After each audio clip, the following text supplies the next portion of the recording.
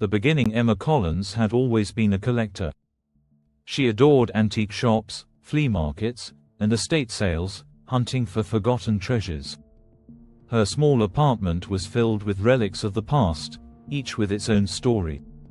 But her favorite pieces were dolls, porcelain beauties with delicate faces and ornate dresses. One rainy afternoon, Emma stumbled upon a new antique shop nestled in an alley she swore she'd never seen before. The sign above the door read, "Vincent's Curiosities." Inside, the shop was cluttered with artifacts, but Emma's attention was drawn to a single glass case in the corner. Inside was a doll unlike any she'd ever seen. Its face was hauntingly lifelike, with piercing green eyes that seemed to follow her every move. Its lips were painted in a faint smirk, as if it knew something she didn't. The doll wore a faded, blood-red dress, its lace edges frayed with time. "Beautiful, isn't she?" the shopkeeper said, appearing suddenly. He was an elderly man with a crooked smile and cloudy eyes. "Her name is Annalise, a one-of-a-kind piece, made by a dollmaker whose name is long forgotten. They say she carries a curse." Emma laughed nervously. "A curse? Huh, sounds like a good story." The man leaned closer. "Not just a story. Annalise has a way of making her owner regret crossing her. Be sure you really want her." Emma bought the doll. She couldn't explain why, but she felt compelled. Annalise seemed to belong to her. The first night Emma placed Annalise on a shelf in her living room, arranging her with the rest of her collection. As she admired the doll, a chill ran down her spine. She shrugged it off, blaming the draft from the window. That night, she woke abruptly. The room was cold, and the air felt heavy. From her bed, she could see into the living room. The shelf where Annalise sat was illuminated by the faint glow of a street lamp. The doll wasn't there. Emma's heart raced. She sat up, squinting into the darkness. A soft sound, a faint giggle, echoed through the apartment. "Who's there?" she whispered, her voice trembling. The giggle turned into a whisper, so quiet she couldn't make out the words. She grabbed her phone and turned on the flashlight. Annalise was sitting on the coffee table, her head tilted slightly as if observing Emma. Emma's breath caught. "I must have moved you and forgot," she muttered, trying to convince herself. She picked up the doll and placed it back on the shelf, making sure it was secure. The haunting escalates over the next few days. Strange things began happening. Objects in the apartment moved on their own.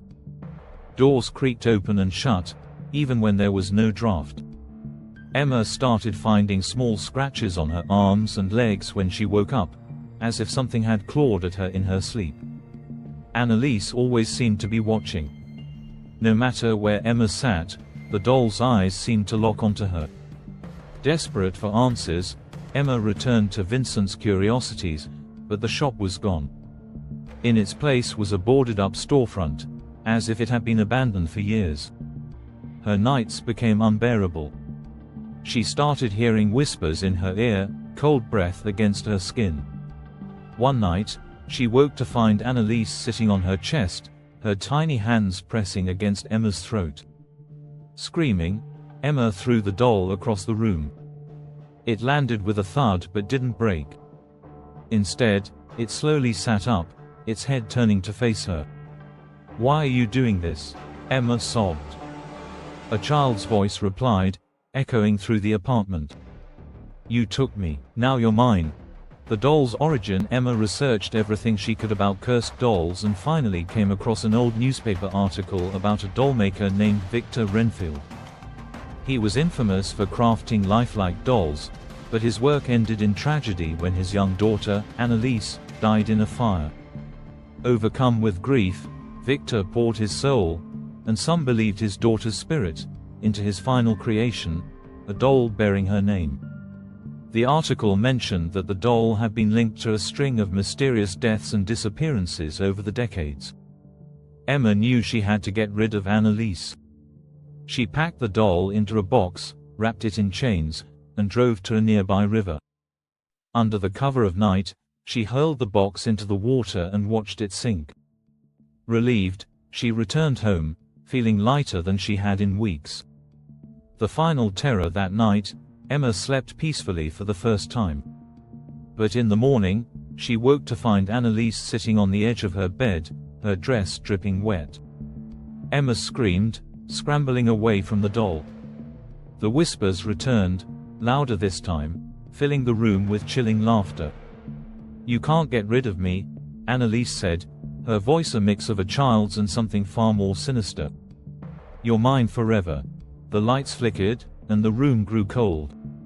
Emma's screams were swallowed by the darkness as Annalise's laughter echoed through the walls.